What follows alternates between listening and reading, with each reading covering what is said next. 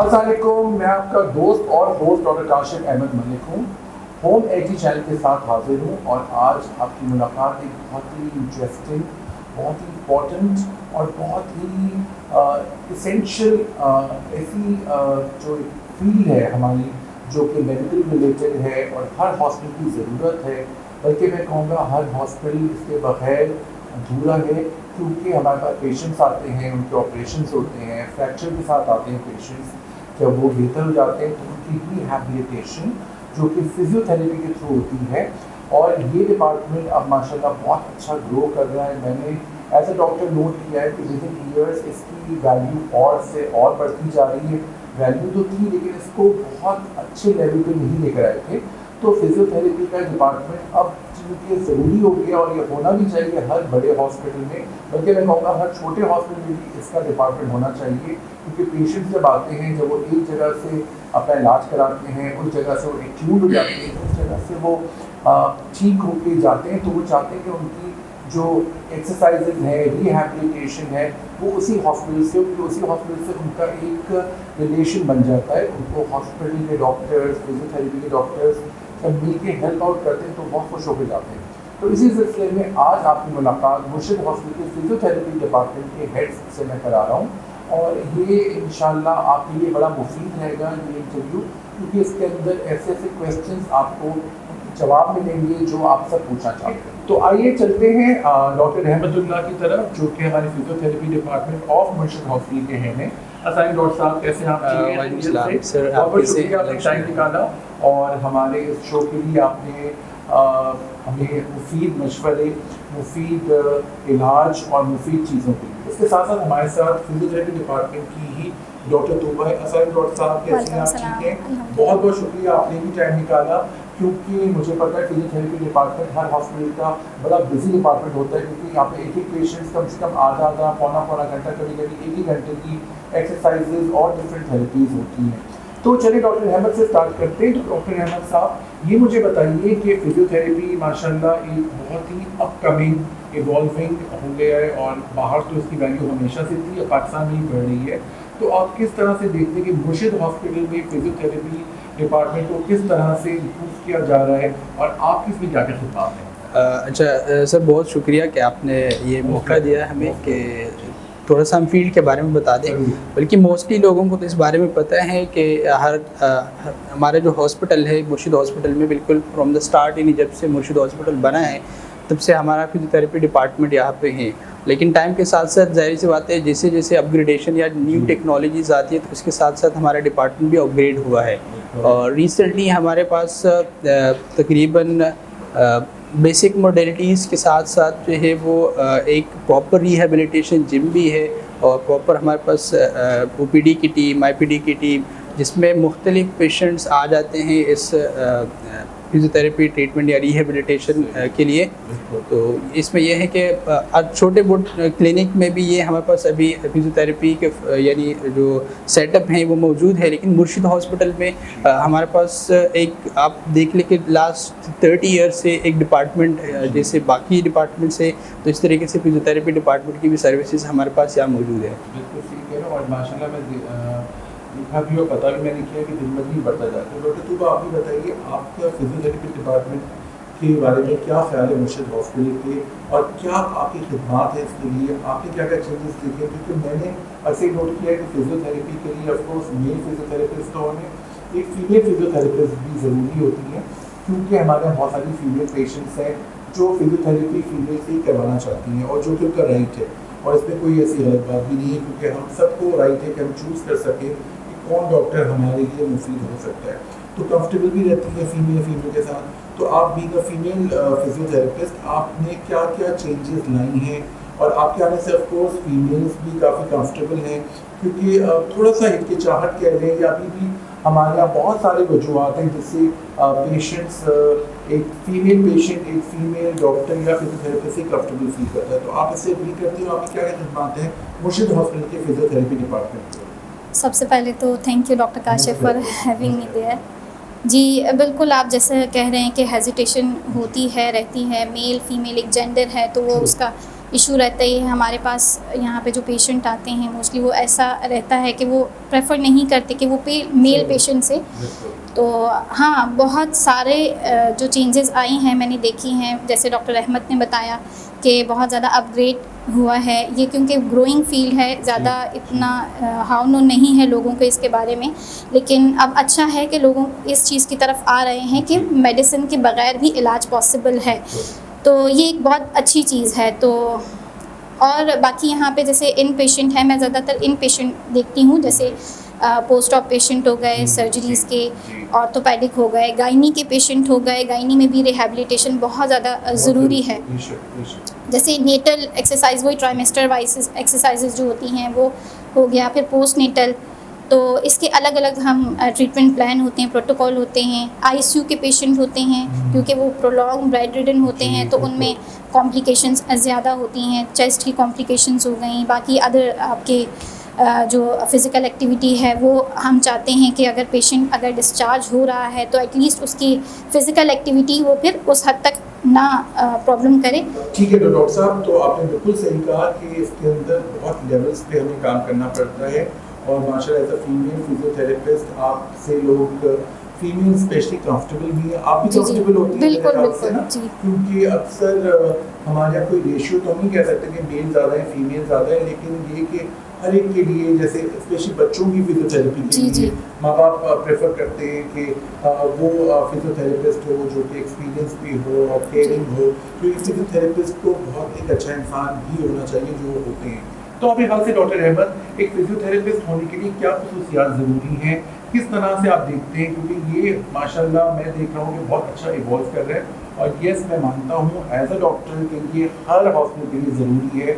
अब जो खुशी बात की है कि कराची के अंदर हमारा जो मुर्शिद हॉस्पिटल है जो कि बलूचिस्तान और सिंध के बॉर्डर पर है, 300 बेडेड बहुत बड़ा और माशाल्लाह वेल इक्विप्ड हॉस्पिटल है, उसका फिजियोथेरेपी डिपार्टमेंट बहुत पॉपुलर भी है और बहुत सालों से है। और मैं देख रहा हूँ कि जैसा डॉक्टर अहमद ने बताया है कि ये हर साल हर बार इसको अपग्रेड कर रहे हैं। तो आपके ख्याल से डॉक्टर साहब क्या क्या क्वालिटीज़ हों फिजियोथेरेपिस्ट के अंदर? सर देखिए, मेडिकल आपका खुद इससे हवाले से है ताल्लुक़, तो एज ए मेडिकल प्रोफेशनल कोई भी डॉक्टर हो तो उनको सबसे पहले एक होना चाहिए कि लॉयल हो, ठीक है। और हमारा जो फिजियोथेरेपी के हवाले से मैं थोड़ा सा आपको इस बारे में बता दूं कि हमारे पास जो पेशेंट्स आते हैं वो उनको बहुत ज़्यादा केयर की नीड होती है। तो इसमें कि कुछ पेशेंट जैसे फॉर एग्ज़ाम्पल रिहैब, जैसे आपने इसमें बता दिया कि स्ट्रोक के पेशेंट्स आते हैं और कुछ लॉन्ग टर्म जिनको नीड होती है फिजियोथेरेपी की, तो बहुत ज़्यादा उसके साथ जो है वो केयरिंग, मतलब ट्रीटमेंट के साथ साथ एक आप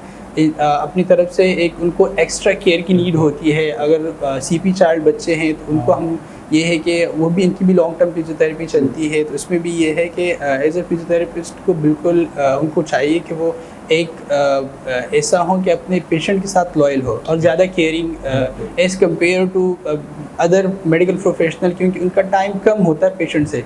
अब हमारा तकरीबन डेली के हिसाब से एक पेशेंट का जो टाइम होता है वो स्टैंडर्ड आधा घंटे से 1 घंटे का जो एक सेशन होता है, तो बिल्कुल। तो इसमें यह है कि अब जाहिर सी बात एक फैमिली टाइप रिलेशन बन जाता है, तो इसमें अगर फिजियोथेरेपिस्ट का एक ये इस तरीके से रवैया हो, एटीट्यूड हो, तो इससे पेशेंट और ज़्यादा बेहतर कंफर्टेबल और उनके ट्रीटमेंट पे बहुत ज़्यादा इफेक्ट होता है। बिल्कुल। तो आप बताइए डॉक्टर साहब, क्या होना चाहिए मेन क्वालिटीज़ जो एक फिजियोथेरेपिस्ट, एक अच्छा इंसान भी होता है, अच्छा डॉक्टर भी होता है, लेकिन ऐसी क्या क्वालिटीज़ आपको लगता है कि आजकल के फिजियोथेरेपिस्ट, क्योंकि इतनी चीज़ें आ गई हैं ना नई, इतनी ज़्यादा मैं देखता हूँ कि रोज़ नया नया आपका एक सब्जेक्ट मेंशन हो रही है, आपके जो मशीन्स हैं, आपके जो मोडालिटीज़ हैं, आपके जो टेक्निक्स हैं वो भी बढ़ रही हैं। तो क्या क्वालिटीज़ आप देखती हैं वो एक फिजियोथेरेपिस्ट है? बहुत सारे लोग आपके इस वीडियो को देख के फिजियोथेरेपिस्ट बनना चाहेंगे, तो उनको क्या वो बेसिक चीज़ या बेसिक इंग्रेडिएंट्स होने चाहिए उनकी लाइफ में या उनके नेचर में या उनके एटीट्यूड में कि वो अच्छे फिजियोथेरेपिस्ट बन सकें? एक तो अपनी वही बात है कि लॉयल हों, कमिटेड हों, जो भी वो कर रहे हैं उसमें ये नहीं है कि वही बात है कि हर फील्ड में ऐसा होता है कि हर किस्म के लोग होते हैं। आपको करते हैं, डिग्रेड करते हैं। तो जो आपने एम अपना बना दिए, एक तो आपको उसके साथ स्टिक रहना चाहिए, अपने गोल्स, अपने जो एम्स आपने बना दिए हैं, चाहे फिर वो आपको कोई कुछ भी कहे। दूसरा, फिर आपकी स्किल्स आ जाती हैं, आप जो सीखें उसको इतने अच्छे तरीके से सीखें, फिर उसको अप्लाई भी करें आगे। जैसे बहुत सारी रिसर्चेज आती हैं, तो बहुत सारी, तो अपनी नॉलेज को अपग्रेड करते रहें इस हिसाब से। तो इससे बड़ा फ़ायदा भी होता है, आपको खुद भी फ़ायदा होता है, जी, बिल्कुल। पेशेंट को भी फ़ायदा होता है। तो ये बताइए डॉक्टर साहब, ये सेहत सहूलत कार्ड जो कि बहुत बड़ी सहूलत है, पाकिस्तान के सबसे ज़्यादा इंटरेस्टिंग हॉस्पिटल और बहुत लोकेशन वाइज ज़बरदस्त हॉस्पिटल, मुर्शिद हॉस्पिटल, जो कि 2 प्रोविंस के करीब है, सिंध और बलूचिस्तान। यहाँ पे बलूचिस्तान के पेशेंट्स आते हैं और सिंध के तो होते ही होते हैं। तो यहाँ पर जिस तरह से सेहत सहूलत कार्ड का इनेकाद हुआ है, फिर मुझे ये इंफॉर्मेशन है कि पाकिस्तान में सबसे ज़्यादा कैंप्स मुर्शिद हॉस्पिटल में ही हुए हैं, इंडोर एंड आउटडोर। तो ये बहुत बड़ा एजाज़ है मुर्शिद हॉस्पिटल के लिए। तो आप किस तरह से देखते हैं सेहत सहूलत कार्ड ने किस तरह से आपके काम को और अच्छा बनाया और पेशेंट्स के लिए भी आसानी की? बिल्कुल सर, जैसे आपने इसमें बता दिया आपने इसमें कि सेहत सहूलत कार्ड हमारे यहाँ जो मुर्शिद हॉस्पिटल में पेशेंट्स है ओपीडी में, आईपीडी में, स्पेशली जैसे ये आईपीडी से रिलेटेड है, इसमें पेशेंट का जो मेन ट्रीटमेंट है वो आईपीडी, बल्कि हम मुर्शिद हॉस्पिटल फ्री इसके पहले भी यानी एडमिशन से पहले भी ट्रीटमेंट ऑफर कर रहे हैं। जैसे फ्री ओपीडी चेकअप है, इमरजेंसी चेकअप है, तो वो फ्री ऑफ कॉस्ट है फॉर द सेहत सहूलत कार्ड पेशेंट्स के लिए। तो अच्छा, हमारे फील्ड के हवाले से ये है कि ज़ाहिर सी वजह से डॉक्टर तुबर ने थोड़ा सा इसमें आपको बता दिया कि अवेयरनेस कम है। तो यहाँ उन पेशेंट के आने की वजह से ये होता है कि ओपीडी में अगर जिन पेशेंट को नीड हो, फॉर एग्जांपल उनको फिजियोथेरेपी की नीड हो, तो वो डायरेक्टली आ जाते ओपीडी में। बाकी आईपीडी में जो पेशेंट्स हैं हमारे पोस्ट ऑफ पेशेंट, जैसे ऑर्थोपेडिक पेशेंट है, गायनी के पेशेंट है, बाकी रिहेबिलिटेशन जिनको नीड हो, for example long bed ridden patients है, तो सेहत सहूलत कार्ड के बाद तो पेशेंट्स को बहुत ज़्यादा फ़ायदा है। लेकिन इसके साथ साथ जो हमें इसके यानी एक खिदमत या सर्विस देने का मौका मिला है, तो आईपीडी के हवाले से बहुत सारे जो सेहत सहूलत कार्ड के पेशेंट्स हैं उनको हम ट्रीट करते हैं, और जिनको नीड हो फिर मैंने डिस्चार्ज के बाद, जिनको फॉलोअप के बाद नीड हो, तो वो ओपीडी में भी आ जाते हैं। तो इससे ये है कि एक बेनिफिट सेहत सहूलत कार्ड के थ्रू पेशेंट्स के लिए है फिजियोथेरेपी के सर्विसेज का हवाले से भी। और डॉक्टर साहब, फिजियोथेरेपी जो मुझे आइडिया है, अगर आप प्राइवेट करें तो एक महंगी ट्रीटमेंट है या महंगा एक रिहैबिलिटेशन है जो कि लॉन्ग टर्म चलता है, तो उससे काफ़ी लोगों को फ़ायदा किया। आप बताइए डॉक्टर तुबा, किस तरह से सेहत सहूलत कार्ड ने आपके लिए एज ए डॉक्टर और पेशेंट्स के लिए आसानियाँ भी पैदा की हैं और आपका काम चैलेंजिंग भी बनाया, और फिर इससे मतलब चूँकि पेशेंट बढ़ जाते हैं उसकी वजह से, तो आपको नए नए केसेस भी मतलब आप भी लर्न कर रहे होते हैं। जैसे मैं तो आज तक लर्न कर रहा हूँ, हमेशा लर्न करता रहूँगा इंशाल्लाह। हम हर पेशेंट से कुछ ना कुछ लर्न करते हैं ना, समझते हैं, कुछ हमें नई चीज़ मिलती है। तो आप कुछ एक्सपीरियंस बताइए सेहत सहूलत कार्ड का भी, और बताइए कि आपने किस खास पेशेंट से खास चीज़ें लर्न की। हाँ जी, बिल्कुल। जैसे डॉक्टर अहमद ने बताया कि सेहत सहूलत कार्ड जो है वो एक बेहतरीन जो नॉन अफोर्डिंग पेशेंट हैं उनके लिए है। हमारे पास आईपीडी में ऐसे पेशेंट जो एडमिट होते हैं, नॉन अफोर्डिंग होते हैं, तो वो ऐसे बहुत सारी केसेस होते हैं जो हम नहीं, प्राइवेट सेटअप में हम नहीं देख रहे होते। तो चूँकि वो पेशेंट उस चीज़ को लेके, उस डिज़ीज़ को लेके बैठे हुए होते हैं कि ये हम ट्रीट नहीं कर सकते, अफोर्डेबिलिटी का इशू रहता है, तो वो यहाँ पे वो केसेस हमें देखने को मिलते हैं। तो वो जो केसेस हम बुक्स में पढ़ते हैं, तो वो वहाँ यहाँ पे हम लाइव भी आके देख लेते हैं, और जब ट्रीट करते हैं तो हमें उसके आउटकम्स अच्छे मिलते हैं, तो उससे बहुत ज़्यादा फ़ायदा होता है। फिजियोथेरेपिस्ट जैसे हैं, तो हमारी पूरी टीम है, जैसे कि आपने बताया कि नंबर ऑफ़ पेशेंट्स ज़्यादा हो जाते हैं तो वो फिर डिवाइड हो जाते हैं। जैसे ऑर्थोपेडिक पेशेंट हो गए, गायनी हो गया, तो फिर ये सारे हम डिवाइड कर लेते हैं, तो फिर वो ताकि जी टाइम देना तब पड़ता है। तो वो एक बॉन्डिंग, जैसे अभी आपने बताया कि लॉन्ग टर्म एक ये है, तो वो फिजियोथेरेपिस्ट की एक पेशेंट के साथ बहुत अच्छी सी बॉन्डिंग हो जाती है, क्योंकि ये लॉन्ग टर्म है, काफ़ी टाइम चलता है, साल मंथ लग जाते हैं किसी ट्रीटमेंट में।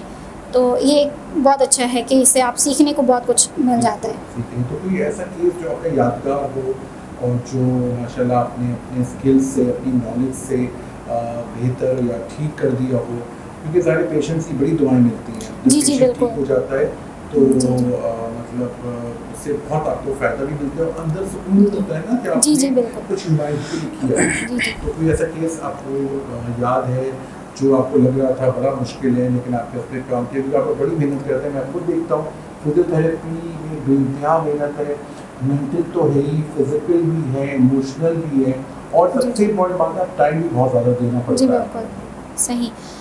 ऐसे तो बहुत सारे केसेस हैं, वही बात है कि एक जब डॉक्टर होते हैं तो उनकी अचीवमेंट एक यही होती है कि जी। उसका पेशेंट 100% रिकवर कर जाए। तो ऐसा एक केस ऐसा था, एक बच्ची थी GBS की, तो वो जो थे बिल्कुल डिसहार्ड गुलियन वैली। बता दीजिए क्या होता है, जी, उसमें जी। क्या चीज़ होती है? GBS एक डिज़ीज़ है, गुलियन बेरी सिंड्रोम जिसे कहते हैं। उसमें ये होता है कि एक्यूट इलनेस आ रही होती है, पैरालिसिस हो रहा होता है। तो एक OPD में एक पेशेंट आई थी मेरे पास, बच्ची थी, उनके पेरेंट्स नॉन अफोर्डिंग थे, तो उन्होंने ये कह के कि भाई हम अफोर्ड नहीं कर सकते हैं, तो उसको उन्होंने नहीं निगलेक्ट कर दिया तो उस डिज़ीज़ को। तो जब यहाँ पे आए तो फिर हमारे पास PWA भी है, तो जी। उसके थ्रू फिर उस पेशेंट को ट्रीट किया गया। तो माशाल्लाह बहुत अच्छी वो पेशेंट जब मेरे पास आई थी तो उनके पेरेंट्स उसको उठा के लेकर आए थे। तो वो जब उसका मैंने पूरा एक वीडियो भी बनाई थी, तो वो जब गई तो माशाल्लाह अपने पैरों पे चलते हुए गई और अच्छा। भागते हुए गई। तो वो एक बहुत अच्छा मेरे लिए एक एक मूवमेंट था कि एक achievement है ना जी जी डॉक्टर साहब? एक अचीवमेंट थी। तो कितना अर्सा लगा डॉक्टर साहब इस पूरे मरहले में? इसमें लग गए थे 6 to 7 ठीक है, मंथ्स ठीक है। रिकवरी में लगे थे। तो वो ऐसा होता है कि फिर पेरेंट्स का भी इसमें, जो आपके फैमिली मेम्बर्स होते हैं, उनका इसमें बहुत अहम रोल होता है कि वो रेगुलर बेसिस पे जो भी ट्रीटमेंट उनको बताई जा रही है तो वो घर में फॉलो करें। तो ये एक बहुत अहम चीज़ होती है कि जो हम बता रहे हैं डॉक्टर्स की एडवाइस वो फॉलो करनी ज़रूरी होती है। बिल्कुल। अगर तो वो फॉलो नहीं करते कि वही है बीच में चेन होता है, वो टूट जाती है ना। तो ये भी एक होता है, दोनों तरफ से होनी। जी जी एक टीम वर्क है। फिजियोथेरेपी जो है वो एक पूरा टीम वर्क है। हम ये नहीं कह सकते इसके सिर्फ डॉक्टर्स ही जो है वो एफर्ट करेंगे, इसमें पेशेंट का एफर्ट होता है कि वो कितने % चाहता है कि वो ठीक हो जाए। कुछ पेशेंट ऐसे होते हैं कि वो नहीं रिकवर करना चाहते, उनका दिल ही नहीं होता कि हम वापस ज़िंदगी की तरफ आएँ। तो फिर उनके साथ जितनी भी आप मेहनत करो तो ये इसमें काउंसलिंग जो होती है वो एक बहुत अहम किरदार अदा करती है। तो वो पेशेंट को काउंसल करना, उनको इस चीज़ की उम्मीद दिलाना, यकीन दिलाना कि ऐसा हो सकता है। तो ये सारी चीज़ें होती हैं जो बहुत अहम होती हैं, जो उनके जो फैमिली मेम्बर्स होते हैं उनको साथ में लेके चलना, उनको काउंसल करना। तो ये सब और डॉक्टर साहब मुझे ऐसा लगता है कि फिजियोथेरेपिस्ट की पर्सनालिटी ही मैटर करती है। तो थोड़ी लाइट नोट पे बात करते हैं। मैंने पूरी देखी थी, इसमें जो मेन हीरोइन थी वो फिजियोथेरेपिस्ट थी। जी हाँ, समझ गए होंगे कि ये फिल्म आई थी खूबसूरत, जिसकी फिजियोथेरेपिस्ट जो मेन थी और वो बहुत ही बबली, फन लविंग, एनर्जेटिक लड़की थी। और वो एक बहुत अमीर लोगों के घर पर उनको बुलाया जाता है होम थेरेपी कराने, तो वो उनको सबको इवैल्यूएट करती है। तो वो मेन देखती है, जैसे डॉक्टर साहब ने बताया कि उस घर में डिप्रेशन बहुत है और बहुत सारे रूल्स रेगुलेशंस है उस घर में। तो सबसे पहले वो घर के सारे वो जो तकलीफ दे जो रूल्स थे वो तोड़ती है, फन लविंग बनाती है। उनके जो फादर होते हैं वो बेड रिडन होते हैं, वो बिल्कुल नीचे होते हैं, उनको पहले चेक करती है कि वो डिप्रेशन की वजह से हो रहे हैं, तो उनको मोटिवेट करती है। और आगे को आपने देखी वो फिल्म, बड़ी ज़बरदस्त और बड़ी अच्छी फिल्म थी। और मुझे अपनी पर्सनैलिटी बहुत अच्छी लगी फिजियोथेरेपिस्ट की, कि ऑफकोर्स वो एजुकेटेड थी, समझदार थी, लेकिन उसकी जो पर्सनैलिटी, क्योंकि एक फिजियोथेरेपिस्ट को बड़ा मोटिवेटिंग होना पड़ता है। उसको समझे एक डिप्रेस्ड इंसान को, एक जो कमज़ोर इंसान है उसमें जान की जो एक फीलिंग होती है, जो आपको जो जीने की तमन्ना वो जगानी पड़ती है, तो वो था। तो डॉक्टर साहब आप क्या करते हैं फ्री टाइम में? फिल्में देखते हैं, घूमते फिरते हैं, स्विमिंग करते हैं। तो फ्री टाइम मुझे पता है फिजियोथेरेपी के पास तो बहुत कम होता है, क्योंकि उनका तो एक ही पेशेंट का बहुत टाइम ले लेता है। तो क्या करते हैं? अच्छा सर, मैं आपके क्वेश्चन के तरफ बाद में आता हूँ। थोड़ा सा मैं मुर्शिद हॉस्पिटल के बारे में बता दूँ कि जैसे आपने बताया कि सेहत सहूलत कार्ड एक ऐसा हमारे पास है कि इसमें नॉन अफोर्डिंग पेशेंट की ट्रीटमेंट भले OPD में हो या IPD हो जिसकी ट्रीटमेंट होती है, लेकिन और जैसे आपने बताया कि एक लॉन्ग टर्म ट्रीटमेंट होती है फिजियोथेरेपी, जिसमें पेशेंट की अफोर्डेबिलिटी इश्यूज़ बहुत आते हैं। तो हमारे पास एक इदारा है पेशेंट वेलफेयर का, जो कि 24 घंटे उनके एक समझो फंक्शनल होता है कि जो भी पेशेंट आते हैं हमारे पास नॉन अफोर्डिंग हो तो उसके थ्रू उनकी मतलब ना सिर्फ हेल्प की जाती है, बल्कि कुछ केसेस तो ऐसे भी हमारे पास अभी भी रजिस्टर्ड है जिनको फ्री ऑफ कॉस्ट उनकी ट्रीटमेंट चल रही होती है PWA के थ्रू। और बाकी सर आपने पर्सनल लाइफ के बारे में पूछा, तो पहले कि हमारे डॉक्टर लोग काम भी करते हैं, बट वही बात है ना, all work and no play make Jack a dull boy. आपको काम के साथ साथ अपनी सेहत का भी ख्याल रखना है, कुछ मशागिल भी रखने हैं, अपनी कोई आउटडोर फिजिकल एक्टिविटी के साथ एक फ्रेंड्स का सर्कल भी होना चाहिए, बहुत सारी चीज़ें। लेकिन हर इंसान की नेचर के मुताबिक उसकी मशगला होता है। तो डॉक्टर साहब आपका क्या मशगला है?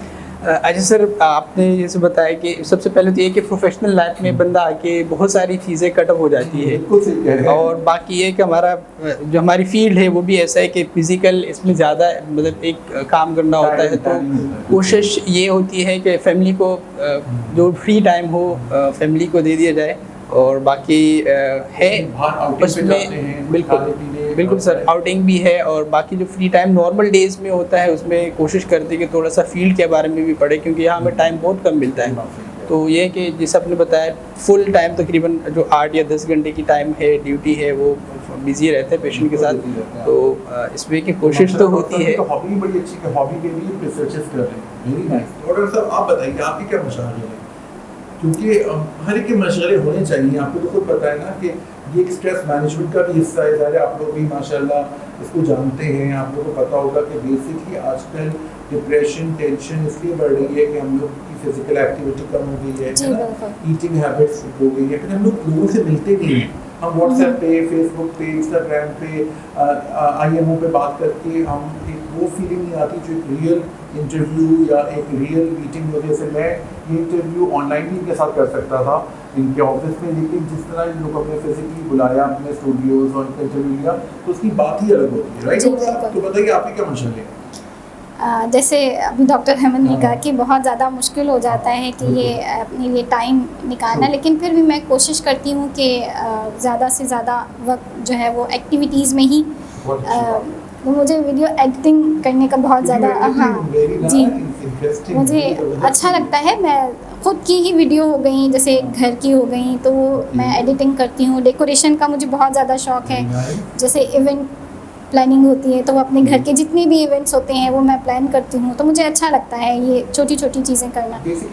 जी आर्टिस्टिक हूँ बहुत ज़्यादा। बहुत अच्छी चीज़ है, क्योंकि हम सब डॉक्टर्स को कहीं ना कहीं अपनी जो मशगले हैं या अपने जो फ्री टाइम में हम जो जिससे हमें कुव्वत मिलती है, जो हमें एनर्जी मिलती है, क्योंकि देखिए वो वाली बात है कि जिस तरह पूरा वक्त काम नहीं कर सकते पूरा आराम भी नहीं कर सकते, तो हमें बड़ा अच्छा बैलेंस लेके चलना। तो चलिए डॉक्टर साहब, बिफोर एंडिंग आप थोड़ा सा हमारे व्यूवर्स के लिए क्या मैसेज देना चाहेंगे फिजियोथेरेपी के हवाले से, कि उनको किस पॉइंट पे फिजियोथेरेपिस्ट को आना चाहिए? और एक हिचकिचाहट बहुत है अभी लोगों में, और लोगों में अभी भी बहुत सारी गलतफहमियां हैं फिजियोथेरेपी को लेकर, तो आप प्लीज़ थोड़ा सा क्लियर कीजिए अपने पॉइंट। अच्छा सर, ये question last but not the least बहुत इम्पोर्टेंट है।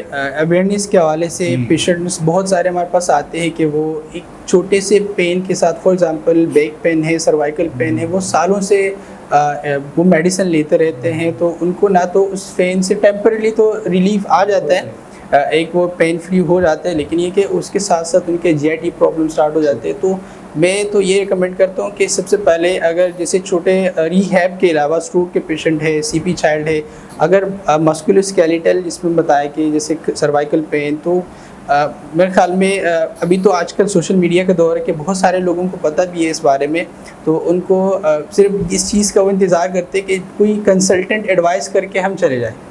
तो उनको ये चाहिए कि वो किसी भी फिजियोथेरेपिस्ट, जैसे हमारे पास मुर्शिद हॉस्पिटल में एक प्रॉपर सेटअप है, डिपार्टमेंट है, तकरीबन टाइमिंग हमारी सुबह 8 से लेकर 6 बजे तक, मतलब एक्सेप्ट संडे टाइमिंग होती है, तो पेशेंट आ सकते हैं। मतलब बिल्कुल जो है वो बगैर हेजिटेशन के वो डायरेक्टली आके हमसे कंसल्ट कर सकते हैं। अगर इन केस नीड हो उनको, तो हम उसको मतलब किसी और कंसल्टेंट के सब पास भी रेफ़र करते हैं। लेकिन मोस्टली बहुत छोटे से मसले होते हैं कि वो सालों से लेकर अपने साथ लेके घूम रहे होते हैं, कमर का दर्द है, और इसमें एक चीज़ मैं और ऐड करता हूँ कि पोस्चर से रिलेटेड और फिज़िकल एक्टिविटी ना होने की वजह से भी बहुत सारे मसले पैदा हो जाते हैं, जो कि वो बहुत कम टाइम में ठीक हो जाते हैं। वो जो उसका इफेक्ट होता है फिजियोथेरेपी का, वो परमानेंट होता है, ना कि सिर्फ अगर आप पेन किलर लो तो एक वक्ती तौर पर आराम आ जाते हैं। तो मेरा तो यही है, एक मैसेज है सबके लिए कि वो अपने एक प्लीज़ जो है वो जैसे पेन मैंने बता दी कुछ केसेस का, तो वो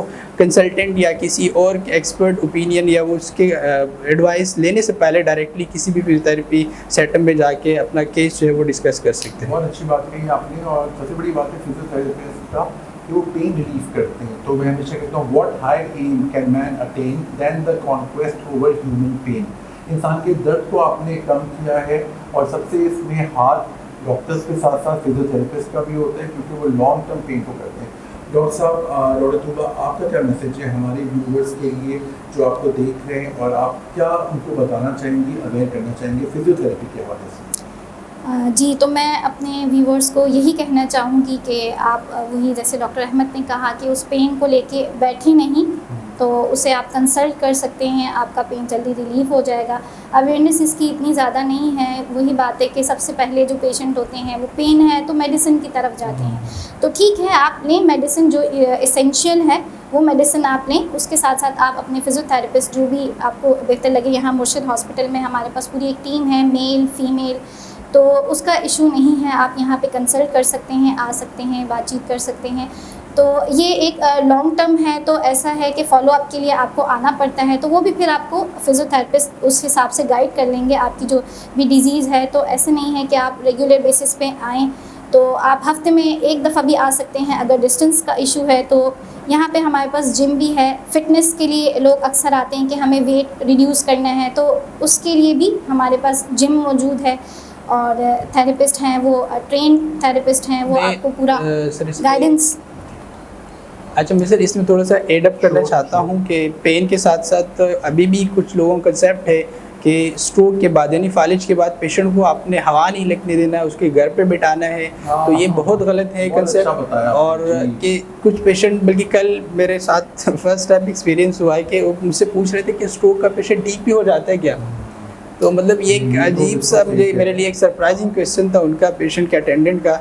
तो मैंने उनको बताया कि बिल्कुल ठीक हो जाता है, बस इसमें ये कि लॉन्ग टर्म ट्रीटमेंट की नीड, पेशेंट फैमिली केयर और रिहेबिलिटेशन प्रॉपर चाहिए होती है। तो सर मैं थोड़ा सा इस बारे में भी इसको मैंने कहा कि अपना मैसेज दूँ कि नहीं, स्ट्रोक का पेशेंट यानी फालिज का पेशेंट, इसका मतलब ये कि वो लाइफ टाइम के लिए माजूर हो गया, अब वो बेड रिडन है नहीं, उसकी ट्रीटमेंट है मेडिसिन के साथ साथ। जैसे डॉक्टर तूबा ने इस चीज़ को मेंशन किया कि इनके जो बाकी मेडिसिन है, जो अगर वो डायबिटिक है, हाइपरटेंसिव है, तो इसके साथ साथ इनके रिहेबिलिटेशन क्योंकि फ़र्स्ट टाइम में मतलब शुरू में जो 5 से 6 हफ्ते होते हैं या महीने होते हैं, उसमें बहुत जल्दी रिकवरी हो जाती है। तो मेरा ये मैसेज है कि आप पेशेंट को घर पे नहीं लिटाए, उनको कमरे में बंद नहीं करें, बल्कि उनके प्रॉपर जैसे हमारे पास है यहाँ पे सेटअप, तो आप इनको ले आए। इंशाल्लाह हमारी कोशिश होगी कि पूरी ट्रीटमेंट, बल्कि पूरी एक टीम है हमारे पास नीरों के, तो अगर जिसकी भी नीड हो तो इंशाल्लाह उनको पूरा करेंगे। ज़बरदस्त डॉक्टर साहब। और ऑफ कोर्स हम बात कर रहे हैं फिजियोथेरेपी के बारे में, फिजियोथेरेपिस्ट के बारे में,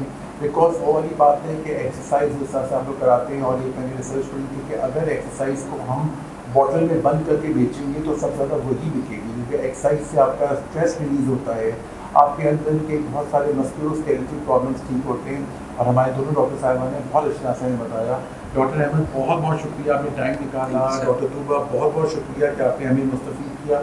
मैं चाहूँगा कि हमारे व्यूअर्स को कोई भी सवाल हो फिजियोथेरेपी से रिलेटेड, इसके कोई आपको सवाल पूछता हो, doctor Ahmed, doctor Tuba on board हैं हमारे HG होम चैनल के ऊपर, और हम इनसे सारे सवालों के जवाब आपके लिए लेंगे और आपकी अवेयरनेस में आपको हेल्प करेंगे। क्योंकि बहुत सारे अभी भी डॉक्टर साहब, आप मानेंगे, आप लोग भी मानेंगे, आप भी मानेंगी कि अभी भी बहुत सारे मिसकॉन्सेप्ट्स हैं, गलत कॉन्सेप्ट है कि भाई ये कराने से ये हो जाएगा, ये प्रॉब्लम हो जाएगी, और ये तो हमारा करिए। आपने बिल्कुल सही कहा कि हमारा हाथ में अगर उंगली थोड़ी सी टेढ़ी है तो सीधी नहीं हो सकती है।